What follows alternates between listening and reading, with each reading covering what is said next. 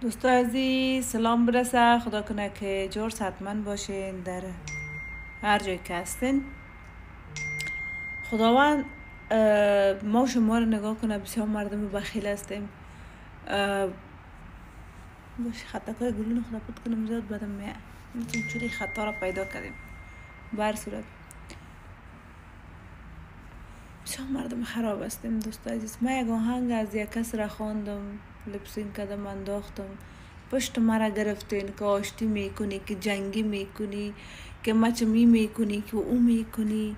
چقدر شما مردم حوصله داره به والله قسم، چقدر بیکار هستی به خدا قسم، چقدر وقت زیاد دارین به الله قسم. مگر ما برتانه مقام میگم که هیچ کس پرابلم ندارم، که هیچ هنرمند مشکل ندارم.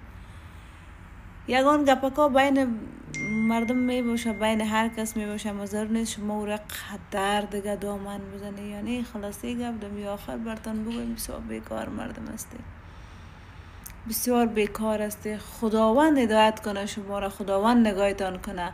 ولی با این رقم اخلاقایی که بین تیک تاک ما میبینیم از شما مردم که می کامنت میکنین، چتیات نشته میکنین، گپای ناق نشته میکنین، قصه مفت میکنین، خدا نگاهتان کنه. آزار هر کس نگیرین. به خدا یک روز میزنیتان، دمی کمرتان میزنه، دمی کمرتان میزنه که دیگه ایش از جایتان خسته نتانه.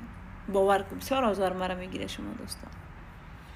و بازم با سلامتی هنرمند محبوب ما با سر آهنگش ویدیو جور میکنم به میزد 4 تا شما ایلایا.